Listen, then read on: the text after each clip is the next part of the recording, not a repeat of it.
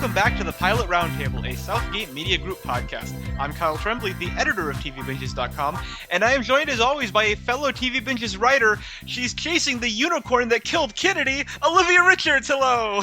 Hey! Oh, I like that introduction. That was good. Yeah, well, it's using the metaphor that the show used.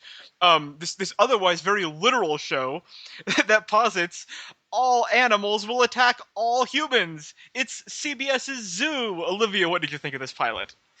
I'm siding with the animals. Okay, 'cause, I went in and I was like, okay, I'm not even going to say that it was like a 50-50 of whether the show was going to be good or not. It wasn't even like, a 60-40. It was like I knew going in that this one was going to be really immensely amusing. And I think CBS kind of now has a trend going on where it's just sort of unintentional comedy, which I think should be like their new genre, but the show was holy crap. Yeah. So the show is like Under the Dome in that the official genre, I think, is that it's 20% self-aware of the unintentional comedy and 80% unaware of the comedy. And like there's some dialogue here that like kind of indicates that the show is in on the joke to an extent, but then most of the dialogue doesn't. Like you get the impression overall that they thought this show was going to be like a good time, but it ends up coming off as utterly ridiculous. Maybe they undershot exactly how silly this was going to be. And it's funny because both Under the Dome and Zoo were based off of novels. Like they were adapted from novels from like really prolific writers. So, I haven't read the books myself, but I'm just sitting here thinking like this cannot have been actual dialogue pulled out of the books. Like people actually read these and then it was adapted as a show. And I'm like, no, like New York Times bestselling author would write out this dialogue and get paid for it. Yeah, it can't be possible. Although it's not even real.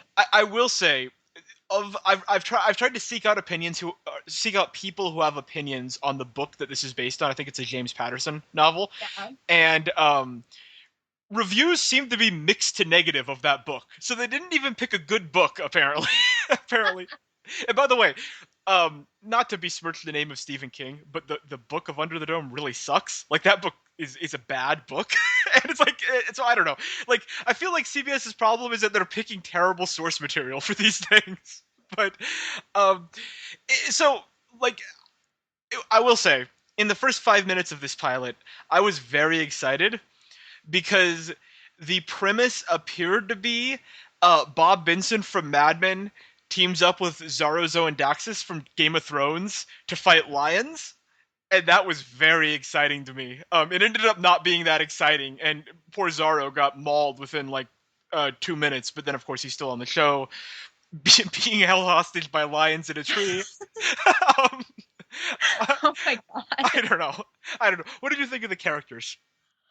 Oh, it was weird because I could not get past the dialogue. I'm sitting there and I'm like, everything that came out of Chloe, she was the French woman, everything that came out of her mouth, oh my god. I'm not even going to say I wasn't even trying to laugh at a certain point because I'm like, I can't get past this. That line where she was talking to the main character. Mm-hmm.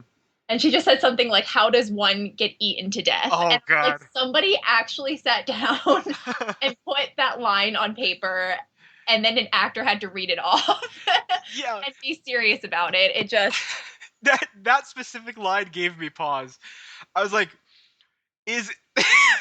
she doesn't mean it literally, I'm pretty sure. Like, she's not asking about the physics of getting eaten to death. But what possible metaphorical, like, philosophical meaning could it have? Like, what is that? Like, what is happening here?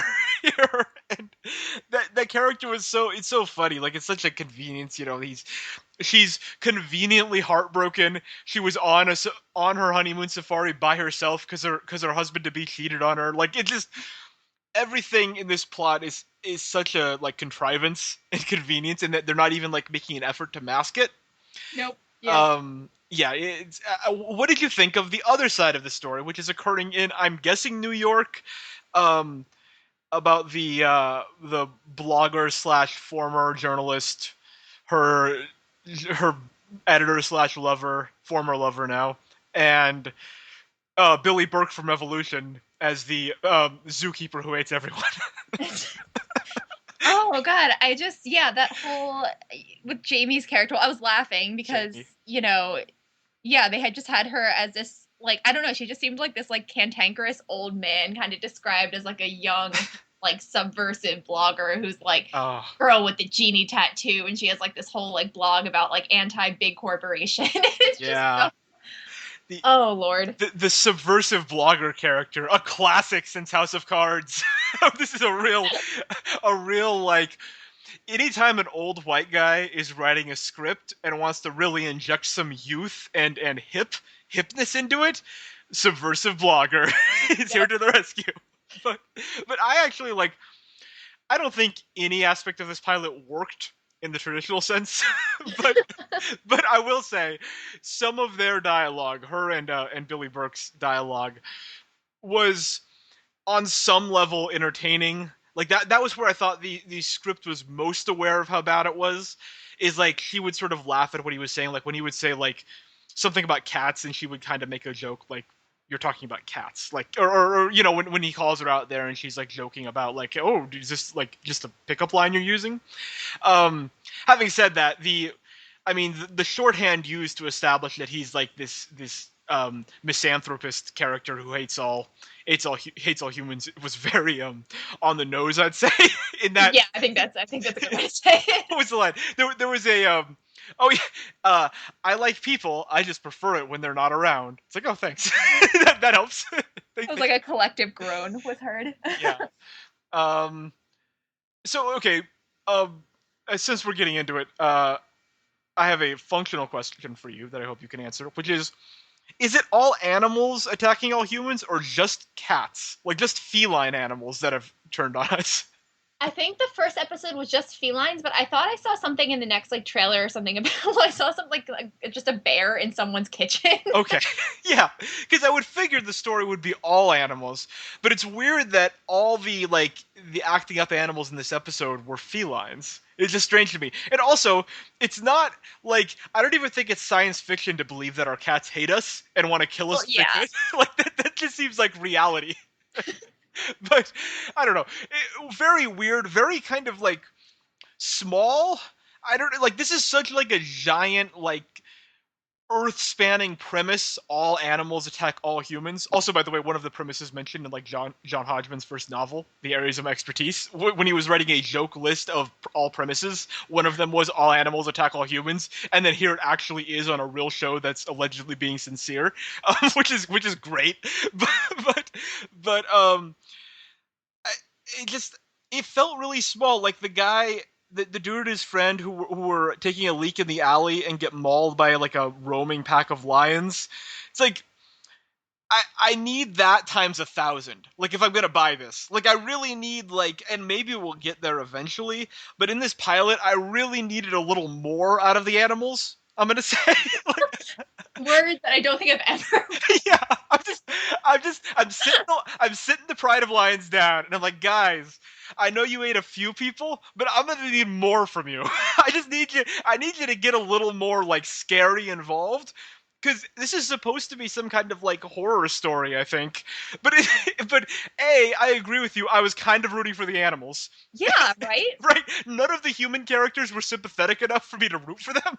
So like, Also, like they were just like I love how that's the thing is like we have these animals that like we don't know why they're attacking. Like I'm assuming we're gonna go into like what's happening, but I'm like when you have these characters who are getting attacked and all of a sudden it's like yeah like they're going out with like huge guns and screaming and crying as lions try to eat them in their car. I was like this isn't like this is the same thing as like Shark Week where like yeah, they're the big bad, but then we have these characters who were like take all the animals and then make like all of the human characters like 10,000 times worse. yeah. And I'm like, so am I supposed to feel bad that they're getting eaten? Because right now I'm kind of like, you guys kind of have it coming like a little bit. Well, I think we were supposed to sympathize with Bob Benson because he disrupted the poacher by pulling a say anything and holding a boombox over his head to scare away the rhino. I think that was the save the cat moment. Aside from the literal saving of the cats at the end of the episode. Oh God. but like that was our like, oh, Bob Benson is a nice zookeeper, or whatever his job is, safari guide, or whatever ridiculous thing he is. Do you have any thoughts on the defiant pupil? Oh my God. I really tried to ask that straight. Oh, everything about this. Like, I kept thinking, I was like, okay, this can't get any more ridiculous. And then we kept adding layers and it just kept building into this just messy snowball of craziness. Did you have any particular moments that we haven't talked about yet that you wanted to highlight? Honestly, I think my crowning moment was everything that Chloe said. Because again, we were supposed to be feeling really bad. She's like, recounting this traumatizing, tale of, everything that she'd just been through. And I'm just sitting there like, wow, either I'm a horrible person or this is really, really funny. Yeah. Didn't that was, I think, the least aware the show was of how like poorly drawn that character was, and how everything she said just rang so hollow. I enjoyed Bob Benson positing the idea that lions were operating like a highly coordinated military unit and walking into camp in single file lines so as their tracks would be confusing to future people who inspected the scene. Big fan of that. And then that is also apparently what happened. It wasn't just speculation, it was actually what happened. And I also like that these same lions disabled a radiator of a Jeep. Pretty good. These are basically commando lions. Don't understand. Like, unless this food they're eating that's being set up, like this worldwide food conspiracy that the blogger really broke the news on, is it giving them like super intelligence? Like, I don't get it. Like, they're like the velociraptors in Jurassic Park. That's all my mind could go to was just Jurassic Park. And I'm like, if we had any animal that was going to secretly plan to, like, destroy all of humanity, like, it had to be a cat. So, like, definitely cats. Yeah, cats are that's the one part of this pilot I believe that it would be the cats that lead the uprising against us. All right. So, final verdict, Olivia. Thumbs up or thumbs down on Zoo? Oh yeah, I was gonna say, yeah, if you're gonna watch this show as an actual serious drama, it's gonna be a thumbs down. But if you want to watch something that is gonna make you laugh for hours on end, yeah, that might be a thumbs up, depending on how you're gonna take it. Yeah, for me, it never quite reached what I like to call peak 0 hour, which was the short-lived ABC drama that was about capturing clocks that were made by Nazis or some nonsense. That show was, from what I can remember, the most ridiculous pilot of like the last 5 years. And that was a full-on madhouse of nonsense. This is, I feel like Zoo never gets there. Like you can either do this two ways. You can either do it well, which obviously was not an option for Zoo. Like, just full stop, not an option. Or I think you can make it work if you do it really big and ridiculous. Like in the pilot, if Los Angeles is taken over by water buffaloes or something. Like if it's basically like Jumanji. I would watch that. Oh right? My God, I would watch right? that. Like a full-on pedal to the metal, balls to the wall, animal invasion. Like what you can't do is land where I think Zoo landed, which is it doesn't have the budget to pull that off, and it doesn't seem to have the ambition, and it's maybe a little too self-conscious about appearing entirely ridiculous, and so it's sort of this tepid version of an animal it's kind of building, and it's a serial drama and all that, and if you're not going to do that well, you just can't do it, and Zoo definitely does not do it well.